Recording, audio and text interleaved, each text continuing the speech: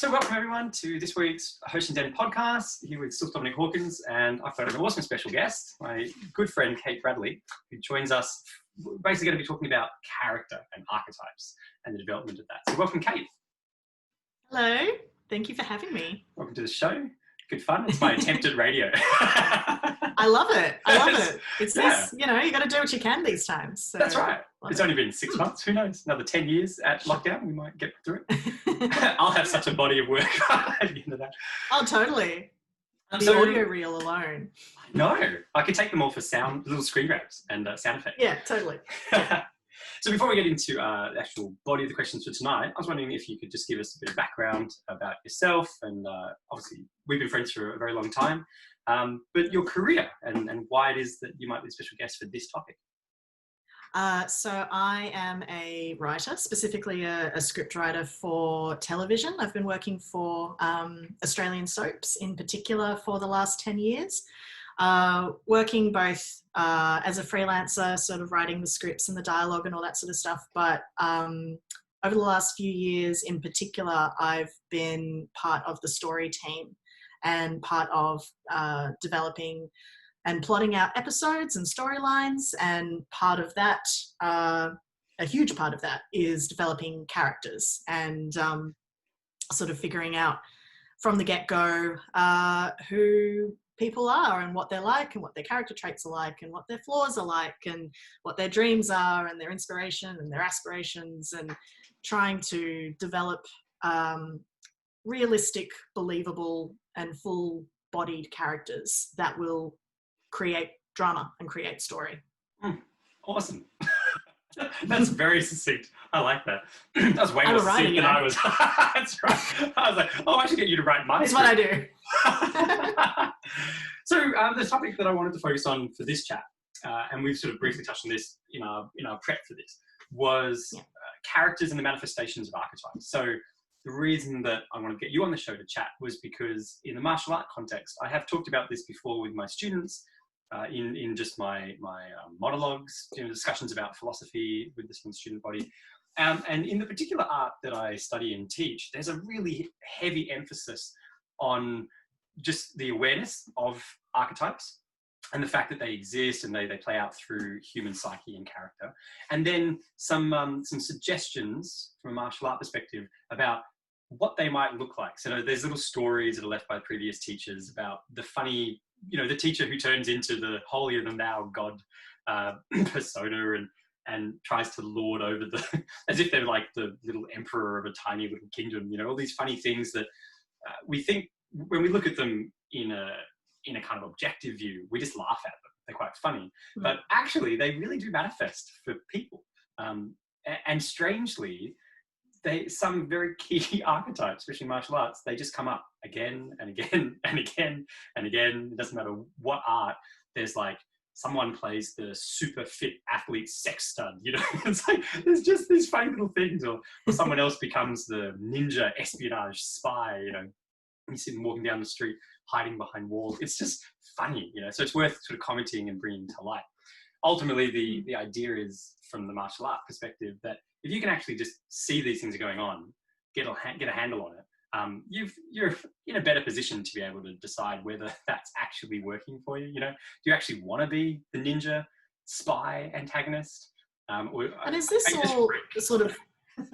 Is this a sort of exercise in self-awareness in that practice? It is, and it's not so directed in such a way that okay, it's Friday, it's time to sit down and talk about the characters that we manifest. It's not presented in that kind of fashion.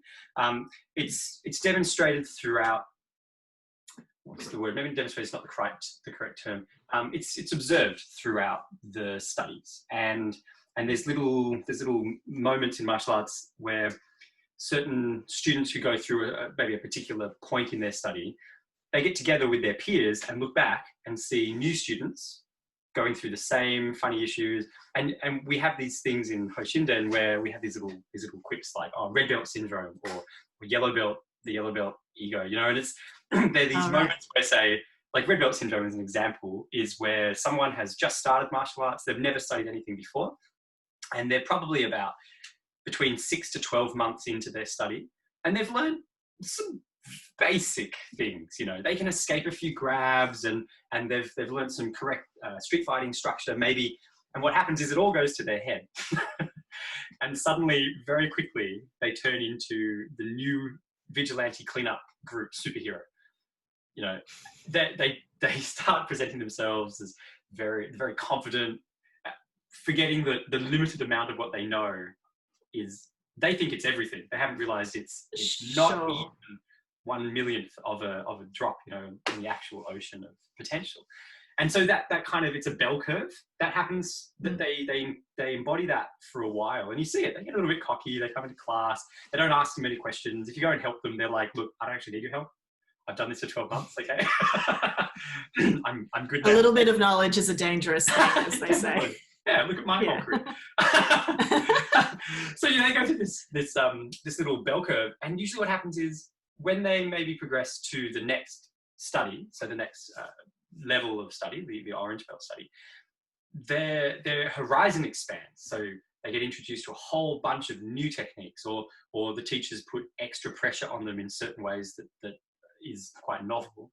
And very quickly, they kind of come crashing back down to the reality that maybe they didn't know everything. Maybe they do actually need to listen to their teacher's advice, because it's been 18 months and they're not actually at the same level of someone of 100 years of study. So it's like but there are these cycles, and at each of the points, they're very specific, and they replicate themselves time and time again. It doesn't matter if it's men or women or different racial groups or different ages. They might be tempered in different ways, but you can always pick out the character. There's the red belt character, there's the orange belt character, there's the yellow belt character, And so even though that's all kind of going on in the background in the martial art, it's never sat down and said, okay, this is what's happening right now. It's just kind of left, So the higher grade students just kind of laugh together at the fallacies of the lower grade students, knowing full well that they can remember themselves passionately believing that they didn't need, they were at the height of the highs after 12 months of study. Yeah. And they can so it's lots of laughing, and it tends to form little cliques, because the students who've been there for 10 years, they can relate together on the humor of the characters that they've watched themselves play out throughout the time. And so it's from that perspective that it entered my discussion, and the martial art that I study and teach just happens to have a lot of philosophical perspective on that. Talks about how that's actually of interest, because that's how it considers the human matures and develops, that it tries out different kind of boundaries of its character, and then kind of humilifying way, when some of those are crushed, it picks up the pieces and really encourages the students and the individuals to see it for what it was. It was just a character. It wasn't the ultimate way of being. And then maybe glue the jigsaw pieces back together in a slightly different makeup and try again. So that's what I've been talking about with my students. And I wanted to get you on the show because I thought it'd be really interesting from your perspective as a scriptwriter, as someone whose whole lifelong career has been about not just developing characters, but actually understanding the interactions of characters. Because you can't just have a hero who exists in a desert with no other characters. They're not a hero. Sure. Like, they're not a villain if they're the only person on a planet and there's no one to villainize. Like, that's just a lonely person, Yeah, it's a very angry, lonely person. Yeah, that's right. With great dreams, but there's no one to apply them to. So I thought you probably have a fascinating insight that you could contribute to the conversation, and I'd love to develop my understanding from as well, about how these characters interact and where they come from in our culture, how it is that, like you said, in television, you've been writing characters for television and developing plots for those characters. Where do a lot of those characters come from? Like, why is it that we say we have the protagonist and the antagonist as a fundamental in our psyche like that? That's an interesting question. I guess, life imitates art, imitates life. And I guess, from we're going as far back as sort of Greek tragedies and all that. All these sort of stories, it's about connection, isn't it? Like, no one thinks they are the villain of their own story. Everybody believes they're the good guy. And so the stories we tell Wait, what? are... I'm going to read it to you. You may not like to hear this, but... I imagine that's, going as far back as that would have been where it started, where, people are telling stories and you want to connect to a person in that story. And that would inherently be, or you would want to perceive them as the good guy or the protagonist. And, a story isn't a story without conflict or an obstacle. So then you go into, okay, so what's the problem? And if the problem is another person, that person is the antagonist or the villain.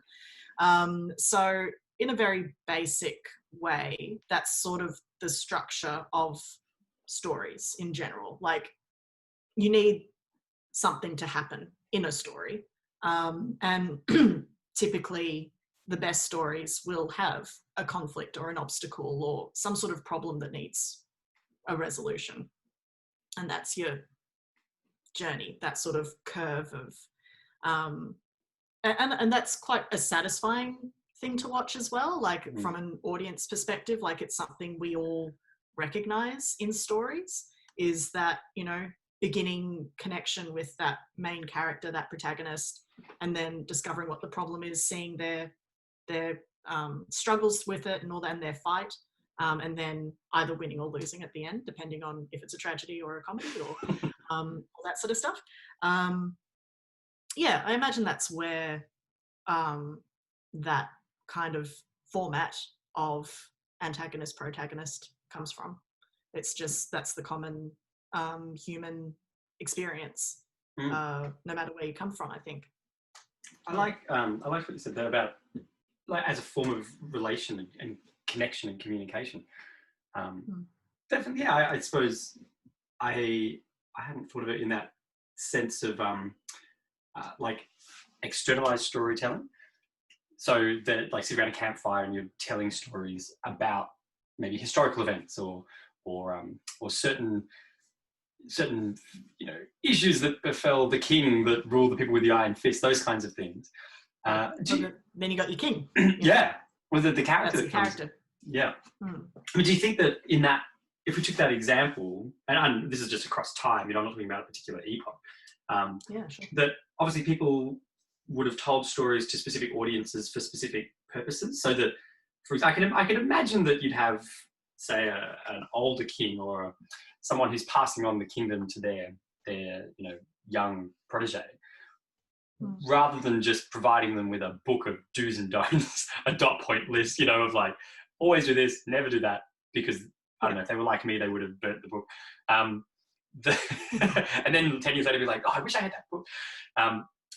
Do you think that there were storytelling, around those, where the king could present stories of what happened to the king that maybe didn't do such a good job, or when things totally. didn't I mean, go that's so that's the sort of the magic of texts such as the Bible or the Quran.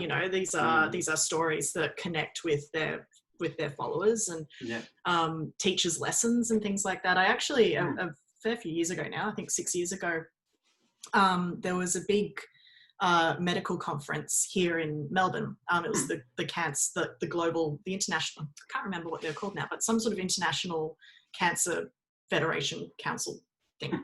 Not the Cancer Council, that's Australian, but they were part of this, and they had their sort of biannual conference in Melbourne, and an organisation called Hollywood Society. I'm getting all these names wrong. Anyway, they held a workshop, which they got script writers from America, India, and Australia. I was the Australian one, and we held this workshop about storytelling and storytelling in order to connect to people, and with the specific guidelines of within the medical field. So,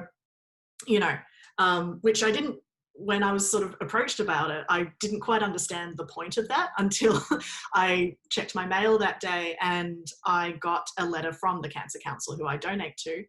And on the first thing, they actually tell me about this little girl who had leukemia or whatever, and how my donation was helping her and all that sort of stuff. And that made me like connect to that, and it made me want to continue donating. Whereas if they just presented the facts, it would be a bit more clinical and it wouldn't engage me as much. So yeah, I think 100% that people use stories definitely to impart wisdom and lessons, and to kind of push people in the direction that they think they should go in as well. Yeah, I think it's a very powerful tool, these kinds of stories, for that purpose. I wonder if we were to hone in, rather than talking about, say, characters from that context of a character of a story, if we were to use the same language to say, people's characters, that someone has a character or character traits, of an individual, like a persona. What's your perspective, or what are your thoughts on that? Do you think that language has come about because what we've seen in our society is like, in these repeating characters in stories, there are specific traits, for want of a better word, qualities, which in a certain context, they lead to a certain outcome, so you could say this ultimate hubris will lead to this, in these circumstances. Do you think that that's where we kind of coin that phrase when we talk about someone's character, or, or the traits that an individual has? Because I've often wondered if that's, say, if you talk about someone's character traits, it's a suggestion that these are the little egg basket of qualities that they're presenting at this point in time. And the particular combination of those, these are some of the expected outcomes. You could say that someone who's extremely confident against all, against all and any odds, you kind of would, there's just an assumption that, that's right. The assumption is that trait will open certain doors for them, or will allow them to have certain experiences that maybe wouldn't be on the table for that character, for them as an individual, as a character, if what they had was instead the trait of extreme shyness and unbelievable nervousness, that kind of idea. What do you think? Yeah, interesting. I think generally people are way more predictable than any of us actually want to admit. And I think, man, I'm hitting you with some home truths today. I'm really sorry. To a degree, I think you can definitely, once you identify certain character traits in a person, would you call them character traits in a real person, like when you observe them? I don't know. I guess that depends on the type of person you are as the observer. If that's, within your vernacular to describe them as having character traits, rather than just, oh, this is who they are, or, John's a bit confident, isn't he? Like a bit up himself. I don't know if I'd say, that's his character trait necessarily. But that's sort of, as an observer, that's who I see John as. From that, I don't know, you can start to perhaps gather more information about John and go, okay, why is he so confident? What's the deal there? And, then you find out, is it a false confidence? Is it an act? Or is it a genuine thing because of something that happened a long time ago? I remember, a colleague of mine, she met this person who was sort of getting on in years. But, he was very charming and affable and amiable and all that sort of stuff. But there was an edge to it. And it was so interesting. She described him as having the confidence of someone who used to be good looking. Wow. And and it was like, oh, I see what you're saying there. Because obviously he'd benefited from looking the way he did once upon a time. And that built a confidence in him. But it was now in the image that he presents now with that kind of confidence, it's like, you don't see it that often. And so if you didn't have the insight that my friend had of, it's the confidence of someone who used to be good looking, you might go, oh, they're a bit full on, or, oh, wow, he's so charming. You might have a different observation based on like the other information that you might have about this person. But yeah, it's kind of that sort of thing, I think. That's interesting. Well, it's really interesting. Yeah, there's a few other quotes that I can think of, people's little, we have idioms and quips like, me picking up some girl at the bar. I swear I used to be a really famous singer, but these things where we kind of rely. I think that was a Bare Naked Ladies song from the early 90s. Oh yeah. About this, one of my favorite bands. I miss those guys. I know. Oh, Canada. This guy who's trawling the supermarket as this confident person about the things they used to do, because their life had changed, but they hadn't actually formed. Their character hadn't necessarily developed. Not quite the right word, but they were clinging to those bedrocks of 20 years ago, 30 years ago. Which if we go back to that comment I made about how in Hoshinden, in the martial arts, there are these waves that play out. It's never that an individual just, after 6 months, they just adopt a particular character and then that just flatlines for the next 30 years. They seem to go through peaks and troughs of how, certainly around confidence, for a long time in martial arts, it can appear that like you're not really learning much. One of my teachers used to say, you're either growing the branches or you're growing the roots, and they oscillate between them. So that the idea being that when the roots are growing, it's harder to see. You don't really see the work. It's all little things, little subtle details that you're developing and adding to.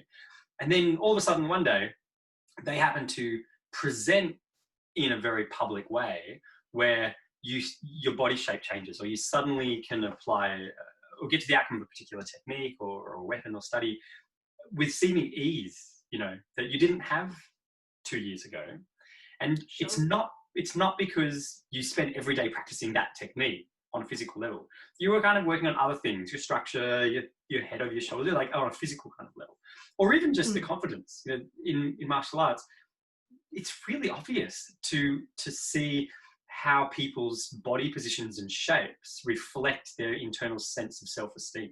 And it's incredible because you can watch people as they develop, especially young, I find this in young men and women as teenagers, if they enter martial arts because maybe they've been experiencing, some bullying at school, or they've had a rough family upbringing, or there's usually some reason that they're propelled towards martial arts instead of dance or yoga or tennis.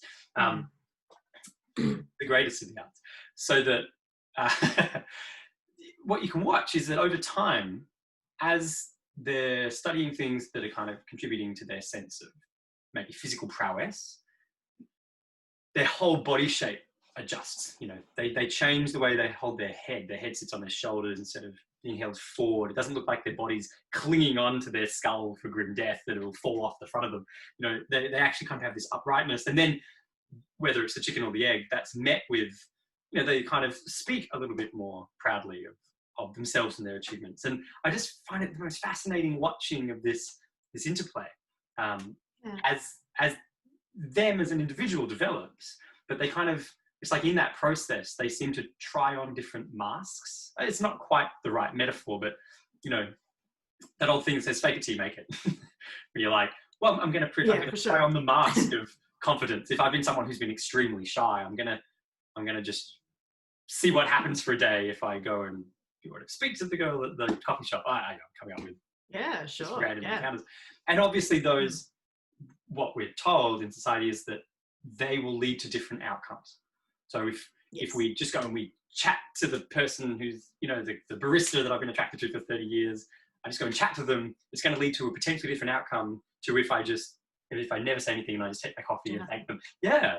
So I've always considered them to be like not quite gateways, but progressions of the human development, of how a human matures, not just in one way, not just like you become a villain and then you just get better at being a villain, but you kind of try on things, adjust it, adapt it.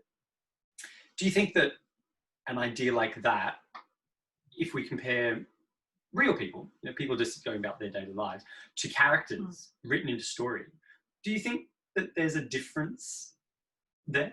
Because I often see real people, as they're allowed to go through these processes where maybe they really are genuinely, one particular way, and then they have a life experience that drastically alters their perspective or their context.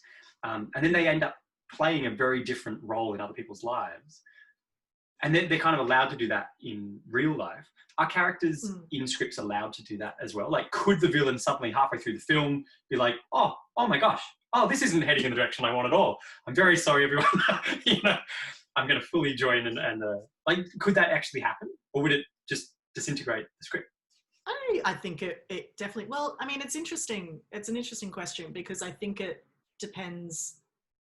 Like, in terms of anything can happen. Right. Will it be satisfying to watch is more the question. And that really depends on the format of the story and whether it's a TV show or a film or a novel or any sort of storytelling. The kind of, I guess we'll use the term character development, that we all go through in real life is usually very slow. Like, unless something really big and massive happens, our typical sort of journey is a very slow one. And there's, lots of little moments, I think, that will contribute to a person changing in bigger ways. What I've felt quite privileged in doing, working in Australian soap operas in particular, is that we have hours and hours to fill. So we do get to have those moments where, the good guy turns bad or the bad guy turns good. And then sort of playing out what happens past that. But then again, I'm thinking immediately of a character on a show I've been working on where she lost her son in a very gruesome murder. And we had to play that grief, because it just doesn't make sense that she wouldn't be grieving. But she's also the comedian of the show. She's usually the lighthearted one. So within the function of the ensemble of characters, we had to get her back into that lighter space. So, we played around with some ideas of the character. Her son ends up coming back to her reincarnated as a pigeon, and so there's a bit of lightness there and all that sort of stuff, but it still stayed within the grief space. Whereas in reality, that mother would be really messed up for a really long time. Yes, yeah. Rather than the 6 or 7 weeks on air that we were able to sort of play with before it gets not that satisfying. It's like, oh, she's upset again. You sort of lose that empathy. Within the context of a story, I think. And in terms of, turning the bad guy into a good guy, I can think of a couple of movies where that's happened midway, but there's always going to be an even bigger bad guy. Right. That was going to be my question there. Oh, I think we've just had a moment loss in internet connection. Hopefully we'll be back on air in just a sec. Oh, we're back. Oh, you're back? Yeah, I think we just had a little... the wonders of Zoom and the internet. Technology. Yeah, that's right. Absolutely.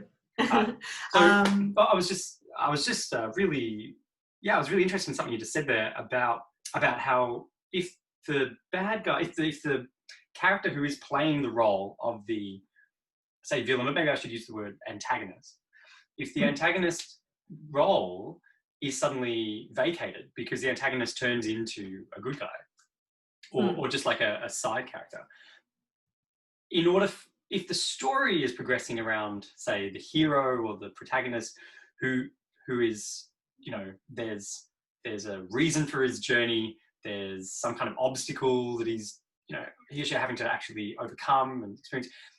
Do you need to reinsert, like you said, an even bigger bad guy? Like, you can't just kind of vacate the antagonist role altogether, or it turns into like a Russian art film. Yeah, exactly. All shot in one sequence. Yeah, Russian art, great. Yeah.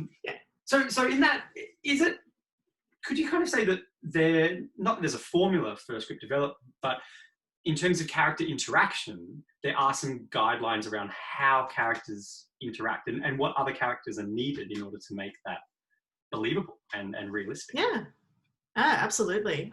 You would need, in order for the story to continue, you would need some sort of other antagonist or some other obstacle to jump in there.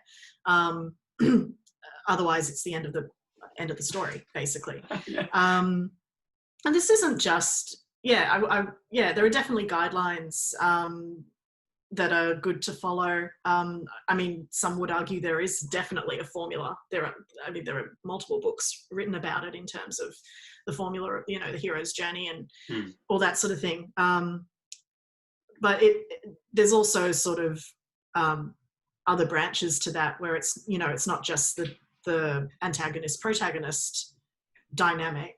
There's also and I reference specifically an ensemble like in a soap opera, where there were characters we had to pair together in order to make one of the characters likable. On their own, they were too antagonistic. They were causing too much trouble, and we were sort of seeing the feedback that nobody liked them because they were annoying. But you pair that person with an opposite of theirs, and you make it into sort of maybe a playful kind of arrangement. In this instance that I'm thinking of, it was a very sisterly kind of vibe between them. So you'd still have the antagonism and the bickering and all that sort of stuff, but it actually made that first character more human and more relatable. Even though, it wasn't your normal sort of antagonist protagonist dynamic. There was, the odd couple dynamic, and then that softened that first character and made her more likable and more approachable and all that sort of thing. So I've forgotten what the question was now. I was just specifically asking about when if you were to remove the antagonist from as a role, that you'd have to fill it with another one because that's how the dynamic of the whole story is designed to take place. Yeah, absolutely. And actually, even now that I say it, it was an odd coupling. There is still an antagonism there, which creates the drama and creates the story and creates the obstacle that you overcome and all that sort of thing. Yeah, it's super. I find it interesting. So obviously, I understand that you're not a qualified psychotherapist or someone on that kind of talking about personas of individual people.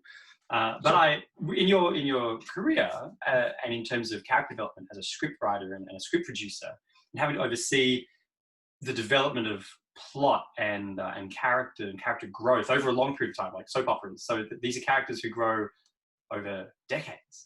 It's not just a 1 hour film. They have to be believable over a 10, 20-year period. I can imagine that's a very completely different angle than a short film, like meaning a 1 hour film where you've only got the characters for 2 hours, and then doesn't really matter what happened after or before as much. If you can make it believable for that 2 hour period, then you keep the audience enraptured.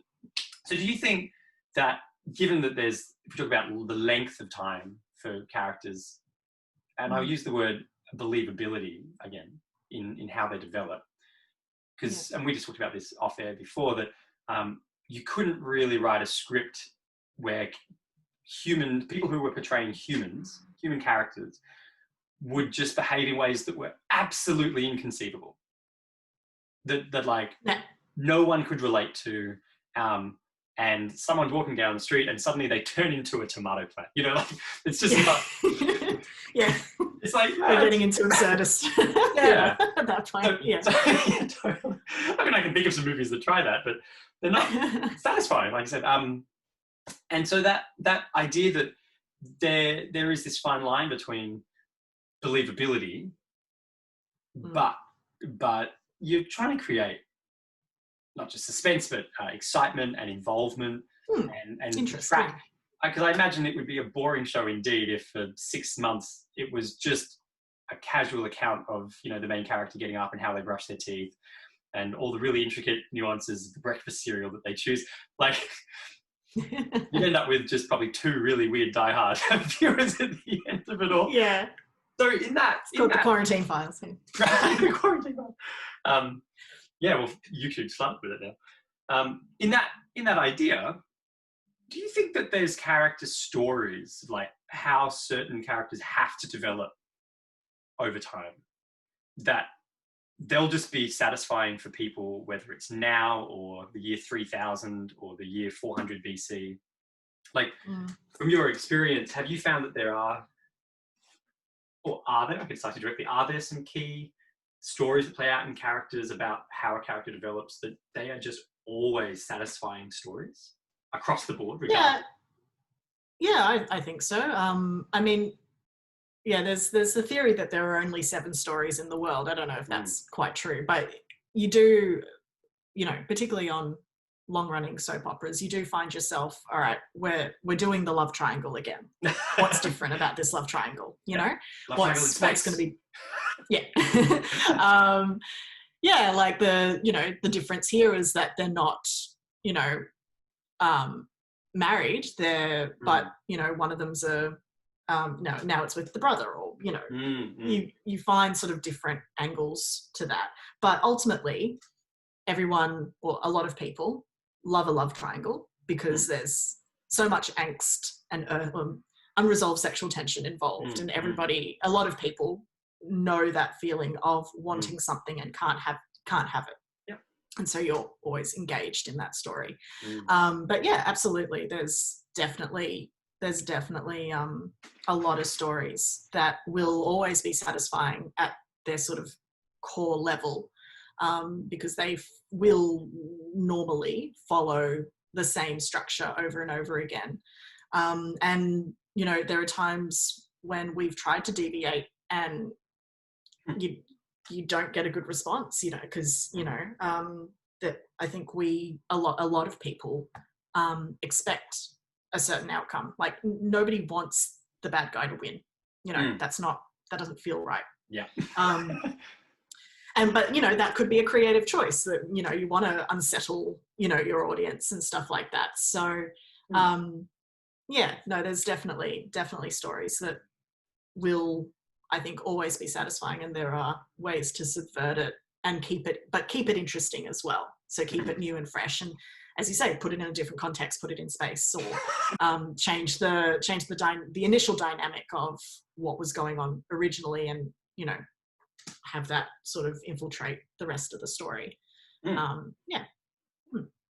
So on that, slightly off topic, but like segueing from that, if there's this kind of, obviously you mentioned the 7, you know, there's this idea of there being 7 stories. I remember in a lot of, I loved Joseph Campbell's work and his university lecture series around stories and archetypes. Do you find that do you think that if people were to watch a movie, let's say some 15-year-old upstart is watching some film and they really relate to the character, like, oh my gosh, they can just see themselves and all the aspirations and the dreams and the hopes of this character and the traits. And then as they watch, they start off the film feeling very confident in their relating and that very approving of the character. Do you think that if they go through and by the end of the movie, the character, the outcome of some of those traits and some of those decisions have led to quite like terrible or disastrous consequences for the character? Do you think that the audience, the person watching, who initially related, maybe get to the end of the movie and be like,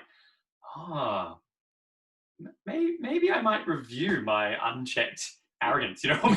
maybe I might just review, maybe because that character talked to those people like that, and in the end, you know, he got shot. Maybe I'm going to slightly modulate how I am in the world, because I don't want to follow the same path. Do you think that is something that, say, happens for people in watching story?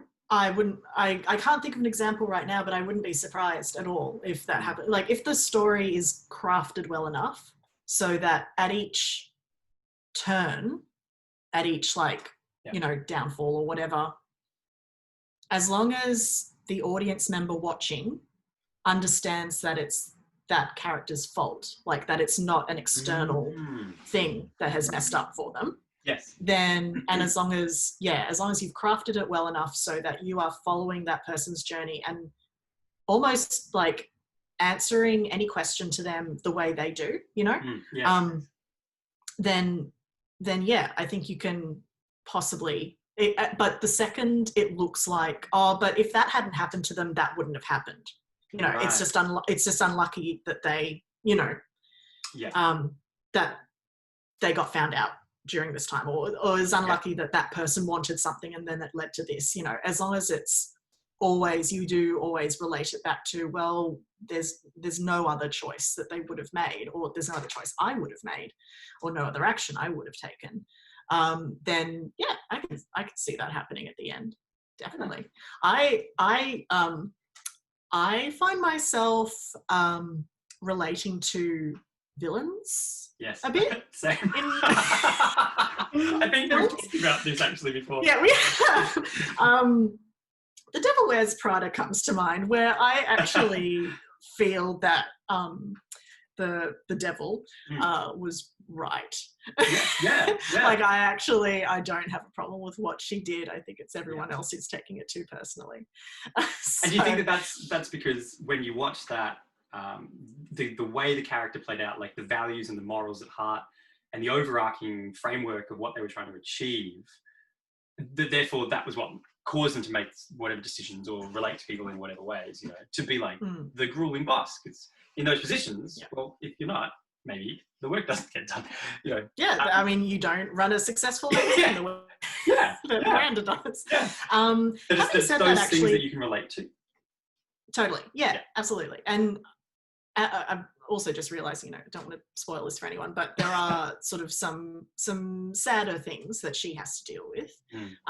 And the protagonist, Andy, she sees sort of the sacrifices that Miranda has made for her career, and what it's sort of meant for her.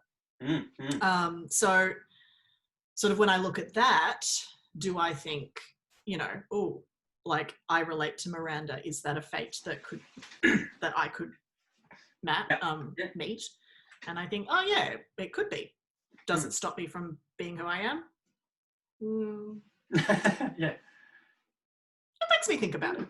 But I guess, in that respect, you would start to look at it at the, I guess the parable that is that story. Right. Good term. Sort of, yeah. So, and as a parable, and I guess it's kind of designed to elicit a moralistic or a value-based introspection or response, so that there is a moral to the story. There is an outcome. Yeah, definitely. Yeah. I guess that's why I asked earlier about your practice, and if looking back is also a reflection of looking inward now, like what archetype am I now? What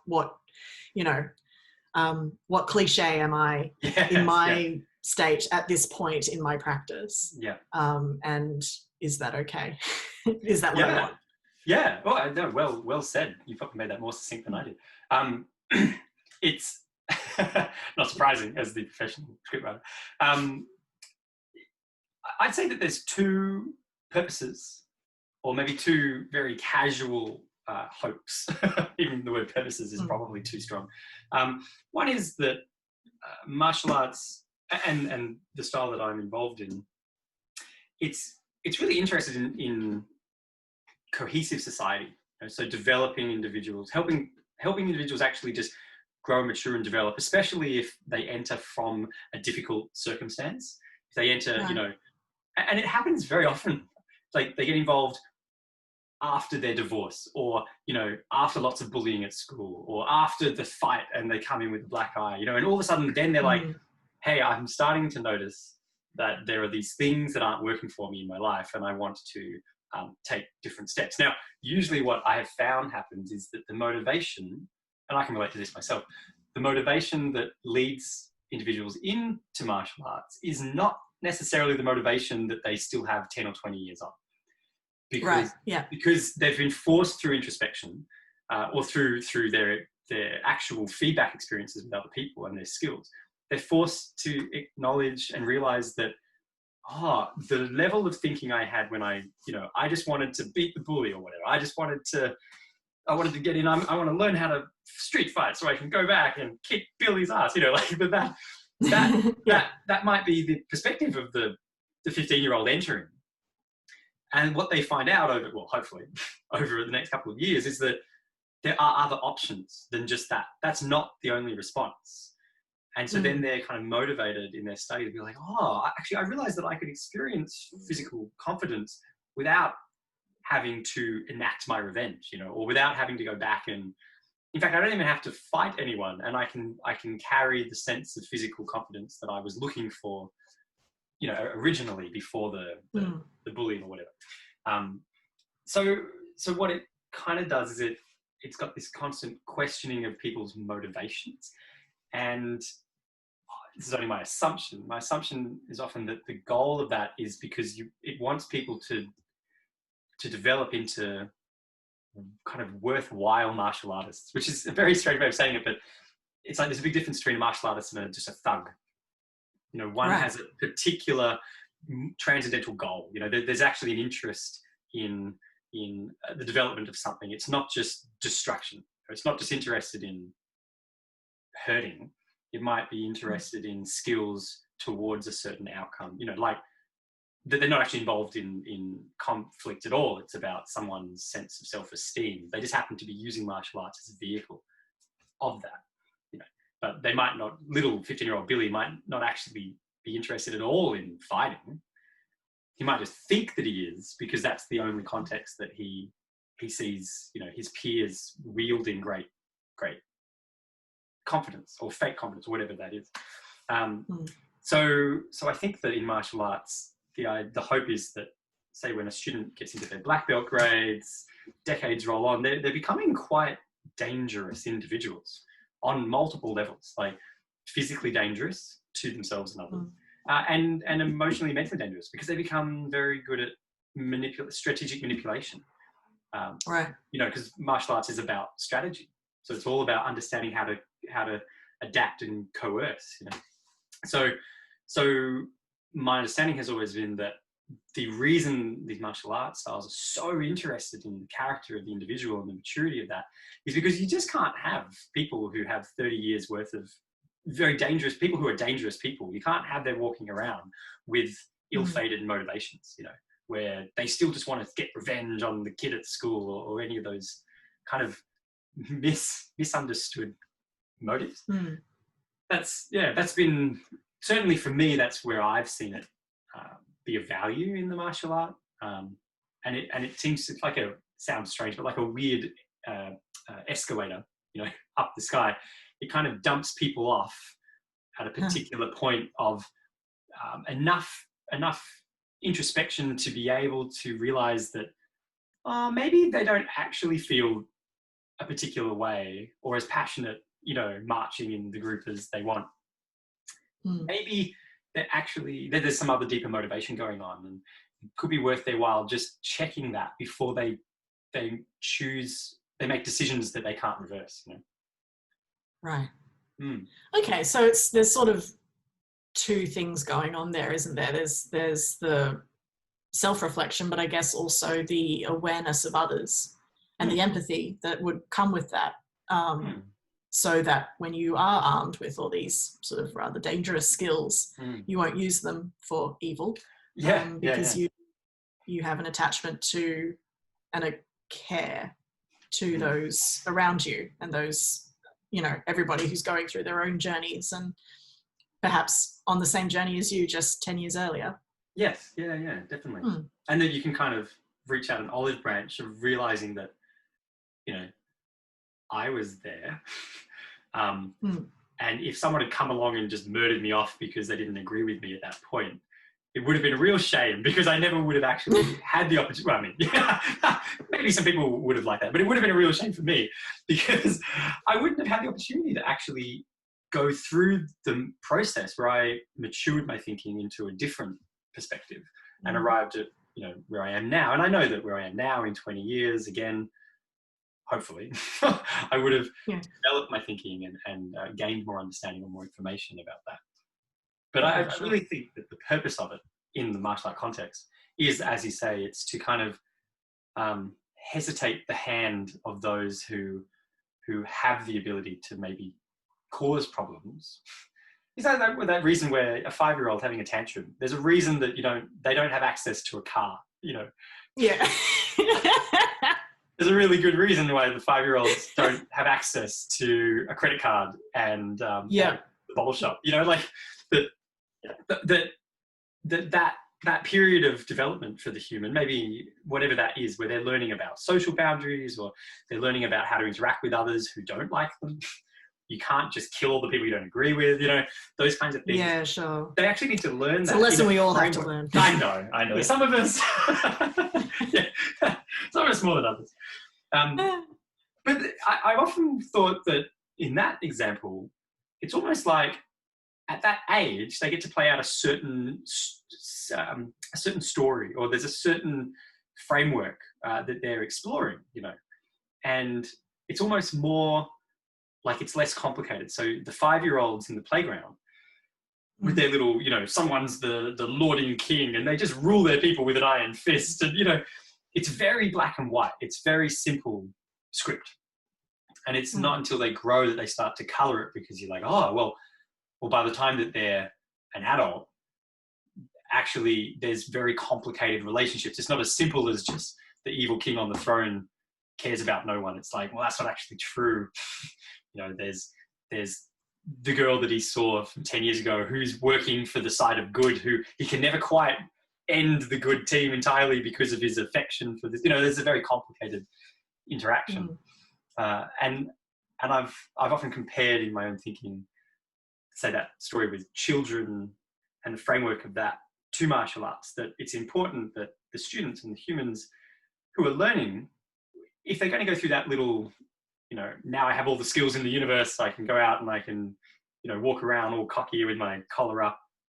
It's really important that they play that out when they only have the skills to kind of just upset the trees in the local area.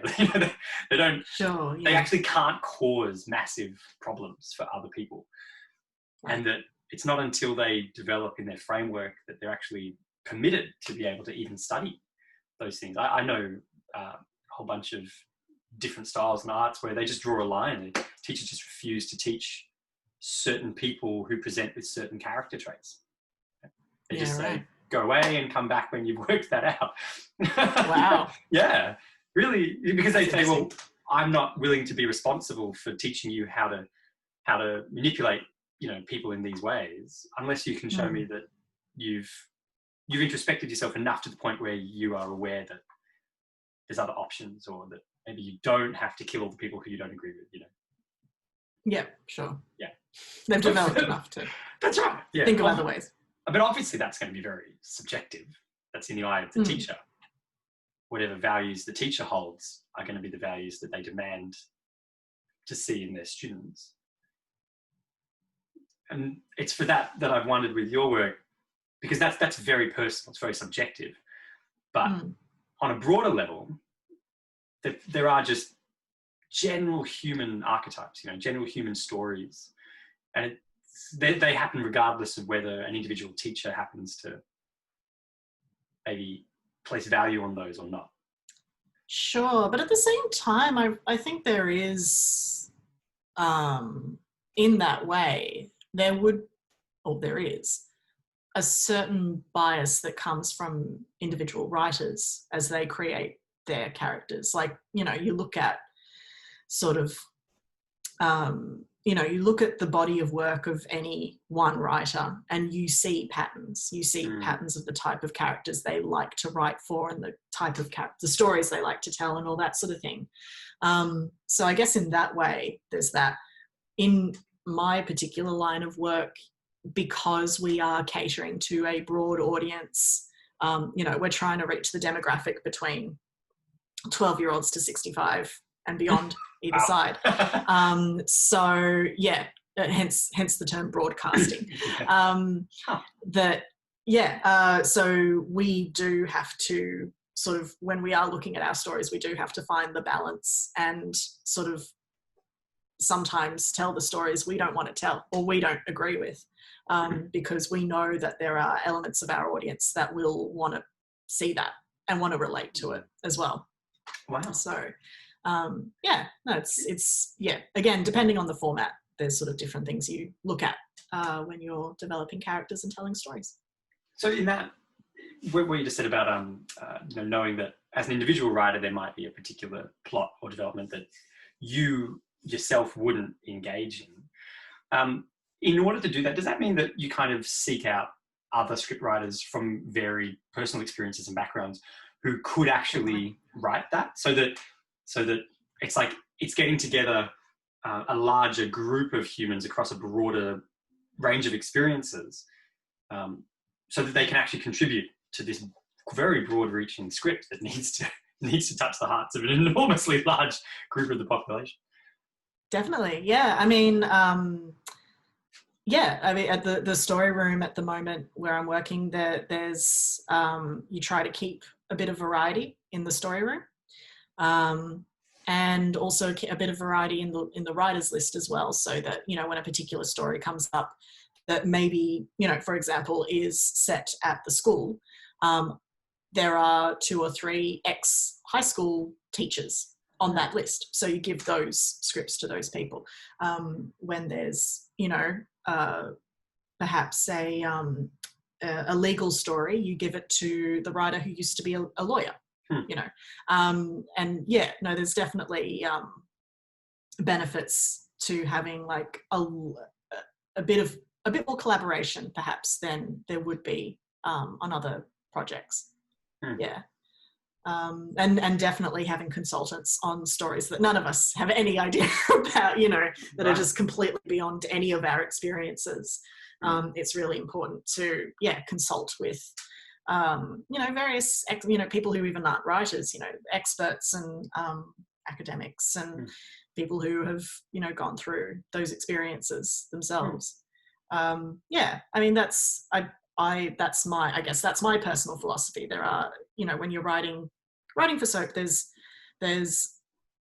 you can, and it works very well. You can be like, all right, we are committing, we are soap, we are outrageous, and there's definitely an appeal to that. Like even for me, it's like, let's just go, crazy on this. But I also Days of Our Life, not even Days of Our Life. Bold and Beautiful?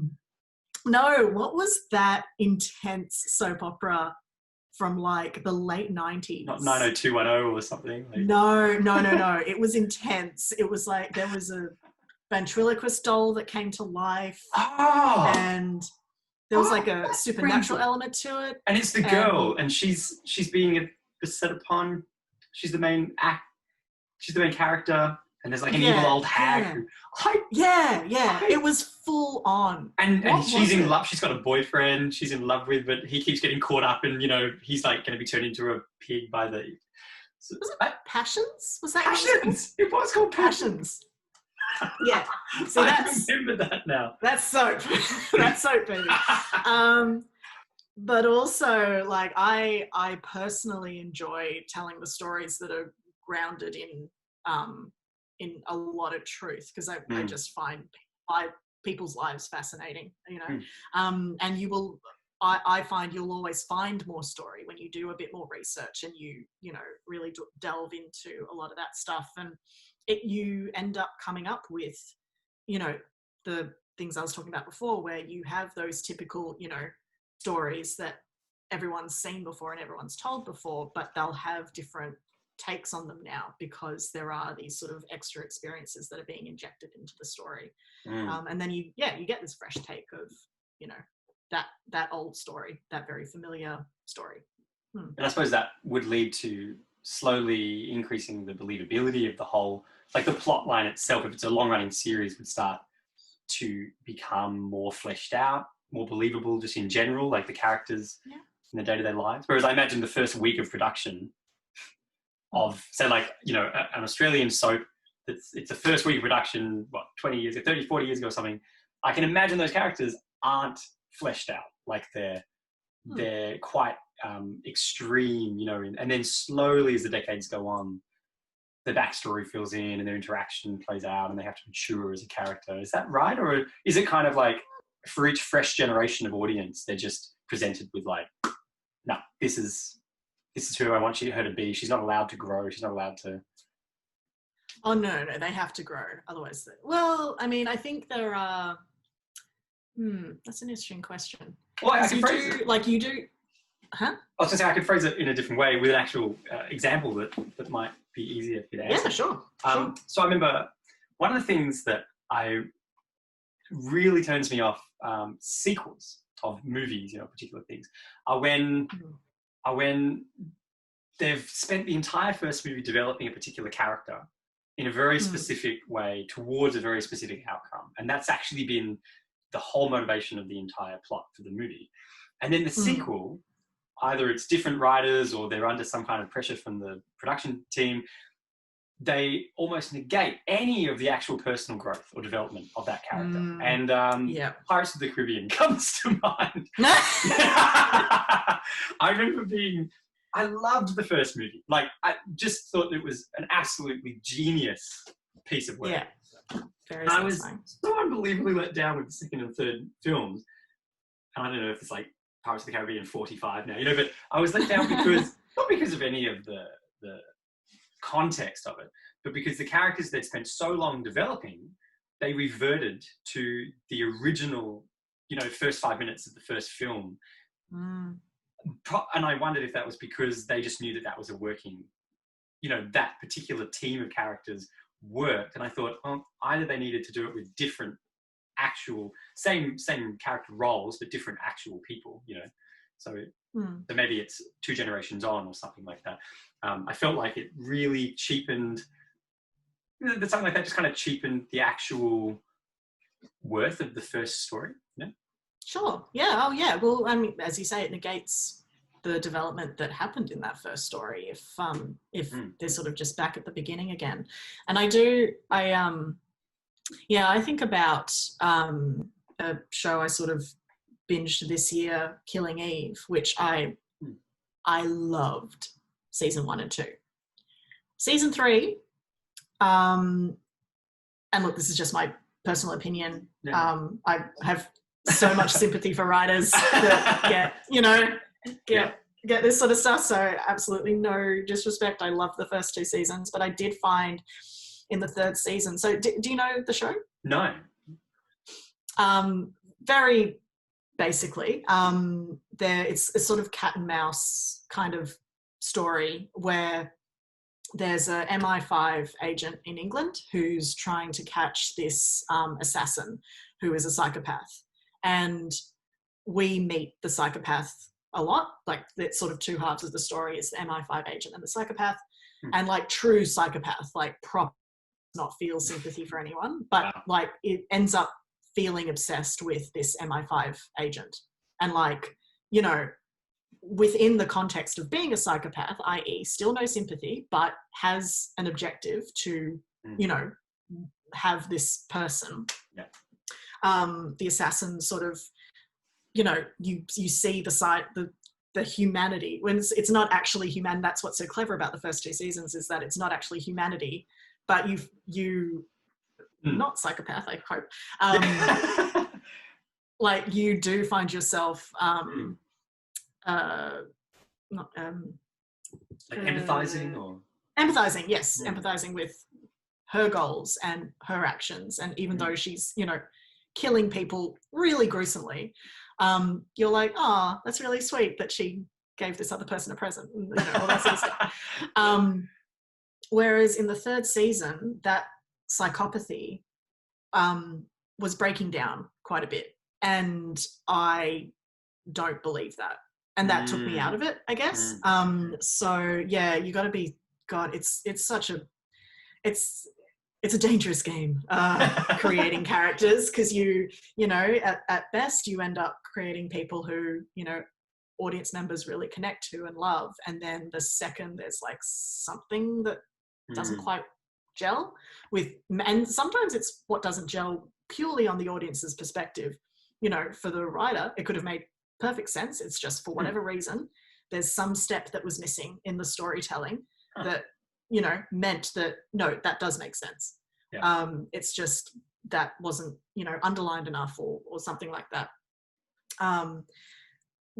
So in the same way you're talking about Pirates of the Caribbean, it's like that this was not the context that was set up. You know, these are the expectations I now have, having fallen in love with the first installment of this story.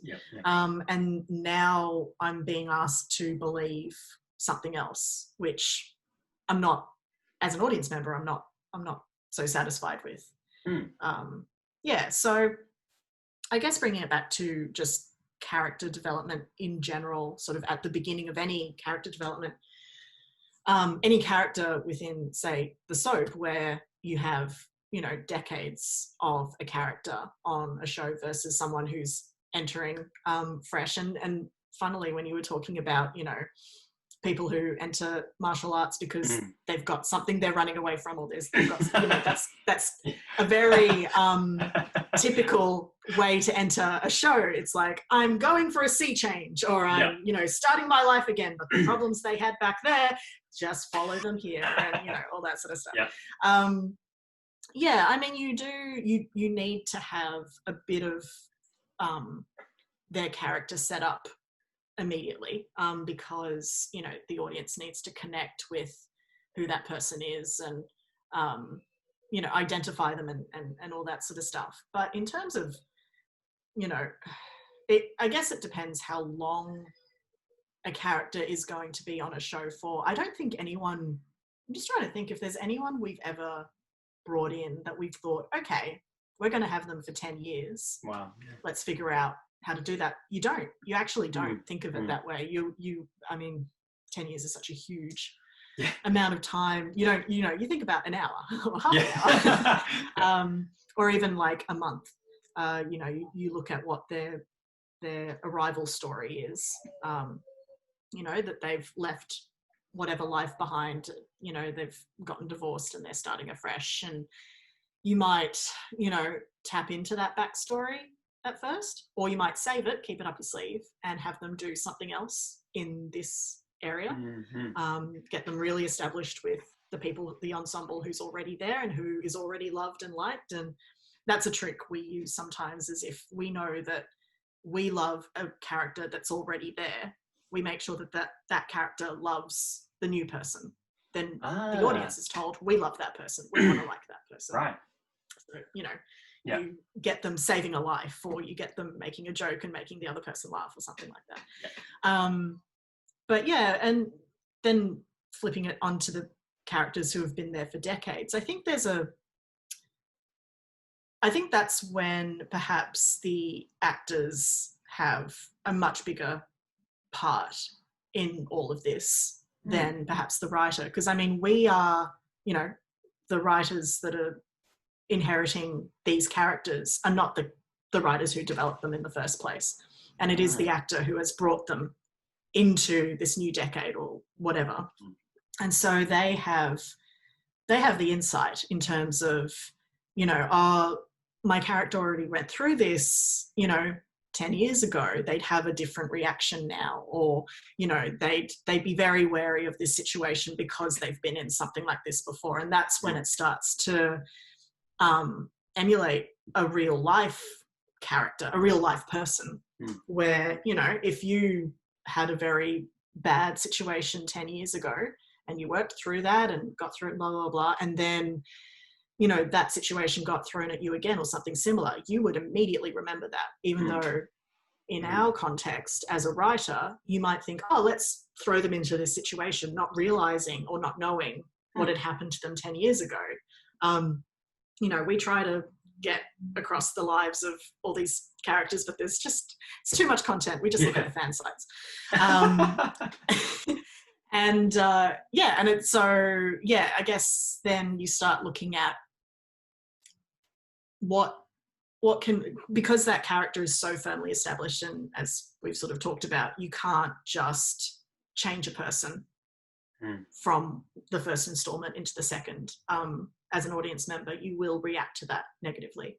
So when you're looking at character stuff for characters that have been on something for decades, are you limited or are you liberated? Because it's like, you don't have to think about, oh, what would this person do? It's almost designed already. It's already figured out. So then you can actually start working on, okay, well, then if we already know that this would be their reaction, then what's the next thing? Or, sometimes you'll look at sort of the obstacles you can put in front of them rather than designing the obstacle, if that makes sense. It's like, in terms of like an experiment of almost how that character would respond, or based on how they've been fleshed out, or like you might I guess you would design the obstacle based on the character rather than based on the story. So I can imagine that context. So if you've got a character who they've had 7 divorces in the last 5 years. Probably not going to be able to present the shock horror relationship breakdown to that character. It's like, we've been here. And the character can't. So what's actually... it's like, what are they going to do? It's really interesting. So if we take that back down, so I'm aware of the time that we've got plenty to wrap up the podcast chat with you. If we take that to this context in martial arts, where the idea is around, it's not someone telling a story as much as it is the individuals looking back through books or historical stories, or even say, for example, the people ahead of them, the teachers ahead of them, or etc. That they can see role models of how things might play out. That really the hope, the goal is that the students can kind of look at the vast smorgasbord of people, and be inspired towards certain character traits. I remember when I was first getting involved in martial arts, and I'm a bit of a strange case because my involvement I had no interest in martial arts. Like I had zero, and my students know this well, I had zero interest in, I wasn't. Look at you now. I know, how ironic, who'd have thought. My teachers roll in their graves when they realised I'm the one left in. But I wasn't motivated through, say, I'd been beat up at school, so I wanted to learn to protect myself. It wasn't anything like that. There was a girl I fancied, she was doing this free Friday night martial art. I know, it's so unlikely. Free Friday night martial art class kind of thing. And I thought, well, I'll go along. It'd be great to spend time with this other, flirt with this person. They were my motivations. Like, they had nothing to do with my class. That's so sweet. I know. And then what happened was, in the process of that being the motivation, I met my original teacher and was absolutely blown away by not what he could do. It wasn't like he was doing triple cartwheel backflips and phasing in and out of reality.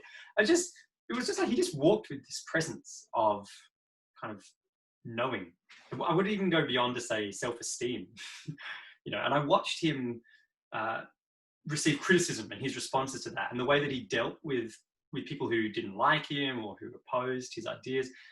And it was this very stable, at that time it presented this very stable image. And so I really saw those traits in him as quite a role model. Right. And it was that caused me to continue my interest in attending classes. My actual interest in martial arts, separate from the character traits of the people involved in it, that didn't start until a good year or so after I initially got involved. So the motivations that took me there have changed so many times over the last 20 years. But I always thought that was interesting because to me it was the character traits in this individual that he was modeling, not accidentally, but that wasn't his goal. I'm sure he wasn't like, put on a beret in a certain way and go and present a character, because I watched him in enough scenarios to see that these were just how he responded. This is who he was. Yeah. It wasn't like he was putting on a deep voice for the camera, but then really he's not like this. It wasn't like that. And so it was that I saw in him things I wanted to emulate in my own character. And I wanted to spend time with this person, hang out in their company, to kind of just work out what it was. Because initially I was 13. I didn't have a clue what that actually was. I just knew that it looked like something that I hadn't seen in some of the men around me, in my family dynamic, or in my... And it contained things that I was quite like, ooh, well, that's cool. Wow.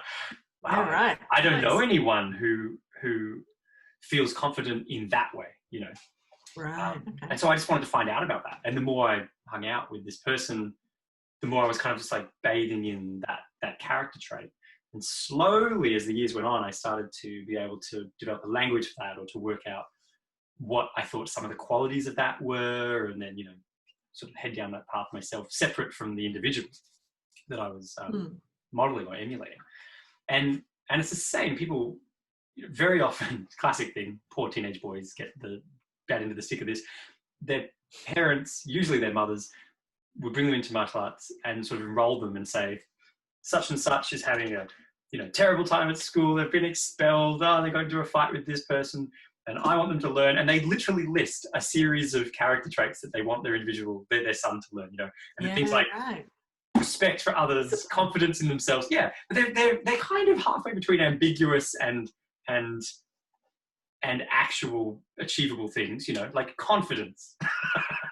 You're like, we're gonna have to whittle that down very specifically, but I find that they do have. It's almost like what they're saying is, and this is just my perspective. I'm not the mother of a teenage son who's presenting their child to this. It's almost like saying these are the character. I call them character traits. These are the ways of behaving and being that but more than that, I don't just want them to pretend. I want them to actually feel good about themselves. I don't want them to pretend to feel good about themselves. And they say, these are the outcomes that we hope for our son or whoever. And for who knows why, they've decided martial arts is the vehicle towards those things. And it's really interesting, because it's like being handed. I often feel like it's being handed. This is the current person. It's Gumby. They're kind of half formed in green. Yeah. And what we want is a fully fleshed out 3D animated character. No pressure. Good luck. Can you be the one who does that, because we don't have the skills, or we don't think that we can do that, or whatever. And so I suppose it's from that perspective that I've always considered martial arts has a lot to do with character and the traits of individuals and how they're molded and looked at and reflected back to the individual, so that they're kind of like, I guess being a total douche really isn't the greatest idea. It leads to these things. I hadn't really considered that before, because all my friends were idiots and they said it was great. So I thought I just went along with it, So that just to give some, that's how I come to such an interest in characters and story in the martial arts setting, even though I've not personally been involved like yourself with fictional characters or creating characters out of a story that people have to relate to. So it's been a great chat, Kate. To wrap it up, a final question I have for you, just because I enjoy learning more about your perspective. Sure. If we were to talk about, and I'm trying to make as specific as possible so you can actually answer it. If we were to talk about how characters grow and develop, and we've already fleshed out this idea that there are certain relationships that characters have with each other that are necessary for the development of those characters. What happens is it actually possible for a particular character, and I don't mean the actor or the particular role or the function to end or to die off or to finish in a story and not be replaced by a backup villain? Is that actually possible to do? And if it is, what are the consequences of that in terms of the story?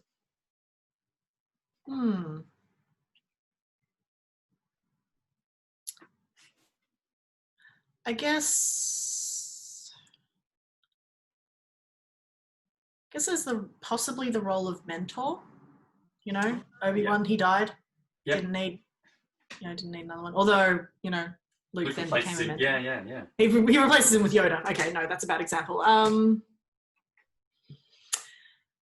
Yeah, I guess it comes down to the satisfactory nature of the story and what the story.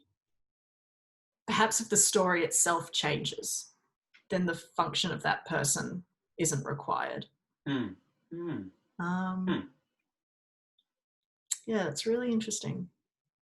I only ask because I've not found, you know, go back through like, I'm fascinated by history, by Greek history and Roman history, and what I find in our human culture, especially, you know, in terms of talking about Anglo-Saxon culture, because that's where I've looked in my history. I see very similar stories. They play out. It's the same, you know, characters, different people. It's the year 100 BC. It's the year 400 AD. It's the year 2020. It's like history repeating itself. Same stuff, different day. You know.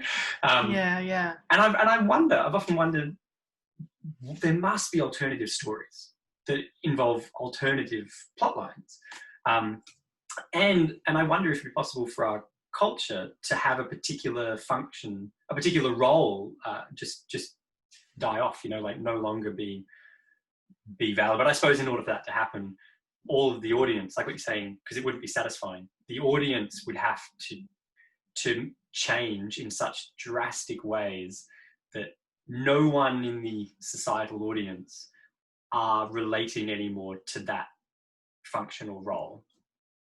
I would say so, yeah. And I guess also just, you know, as you say, history repeats itself a time and time again. You know, for that to change, society would need to change. The human condition like fundamentally, would have to change. Yeah. Fundamentally, yeah. Like, you know, we'd have to, every one of us would have to be satisfied with what we have. Otherwise, we wouldn't be fighting for more or for the other person to have less. Yeah, I wish I could say yes, but I don't know that I can. Yeah, no, I threw you a curveball there. Yeah. Yeah, it's interesting. It's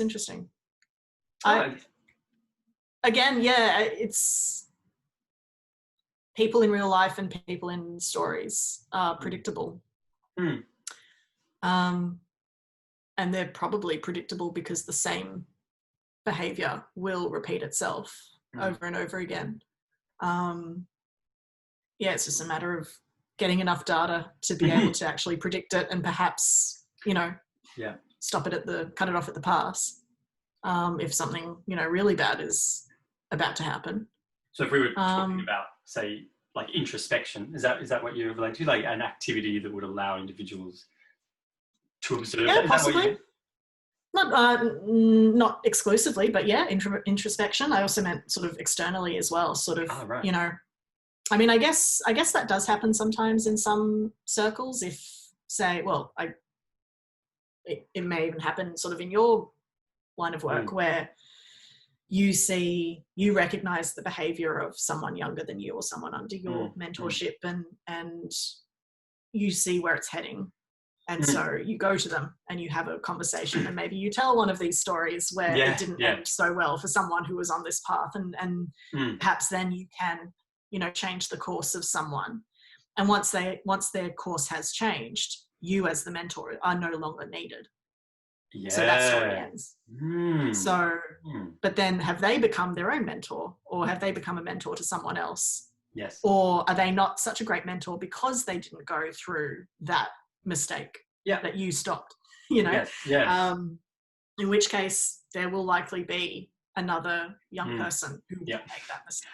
Yeah. And then, the cycle continues. The cycle continues. So, the incredible power of storytelling. Indeed. Yes. Shapes the very characters that we have. There we are. Yeah. Fantastic. Look, it's been excellent. Kate, thank you very much for joining me on the podcast. Oh, it's been fun. Really fun. we'll wrap it up. So for those who are going to be listening to this on the Facebook page, if you have particular questions or feedback or comments for this, just feel free to add them into the post comment listing, and I can always, I'm sure I can take one or two of those and send Kate a message and ask if someone has some burning question. Sure. Do that. Otherwise, thank you very much, Kate, and I hope everyone's enjoyed the chat.